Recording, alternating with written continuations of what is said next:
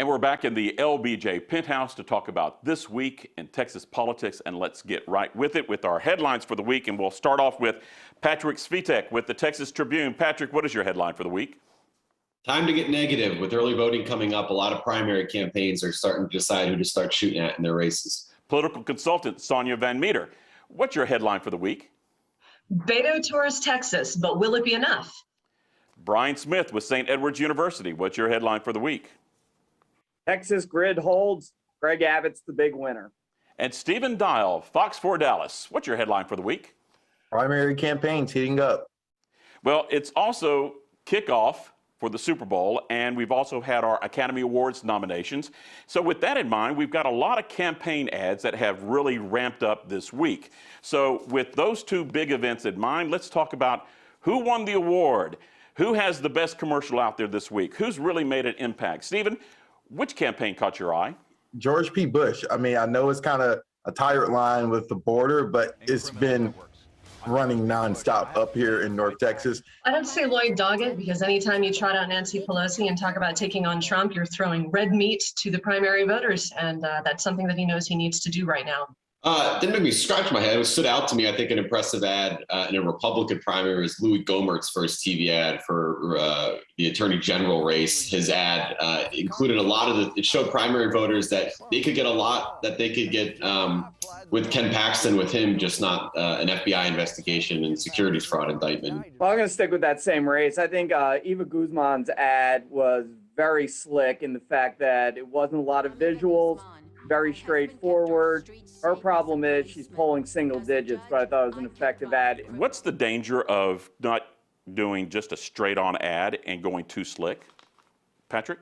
Well, sometimes in some of these races, candidates may have an authenticity problem, and so they don't want to be airing ads that may be overly produced or too dramatic, and they're still in the process of building up credibility, authenticity with voters. That's true. There still has to be content behind that slick ad. Generally speaking, I mean, politics is all about show business. So, if you've got the money and you've got the creativity, that's a great, great thing. But at the end of the day, you've still got to have sound policies that people agree with. And anything less than that is not going to deliver. Stephen, all these ads seem to be playing to the base. Dan Patrick's ad in the schoolhouse talking about critical race theory and transgender. Very divisive. Lloyd Doggett embracing images of Nancy Pelosi and Planned Parenthood. Very divisive.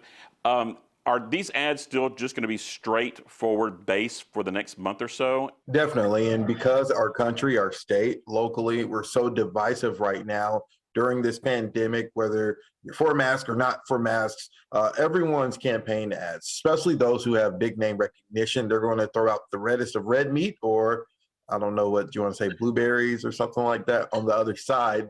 Well, the strategy always remains the same. Motivate your base, demotivate your opposition, and red meat ads and attack ads do that, and that's why we see so many of them. I think we're going to see a lot more negativity over the next 2 weeks. Then obviously there is a bit of a reset if you head to a runoff. So keeping with the Academy Award theme, who gets the award for the campaign ads this week? Sonia, we'll start with you. What award are you giving out?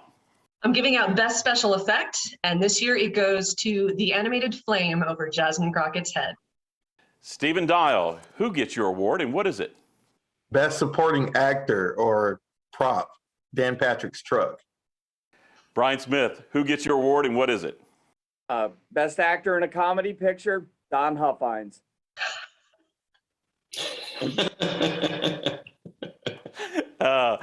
And Patrick Svitek, what's your award and who gets it? I was also going to go with a prop. I think best lead prop is the sledgehammer I saw this week that Congressman Pat Fallon used to smash a TV that Anthony Fauci was speaking out of. And with that, we're closing out another week in Texas politics.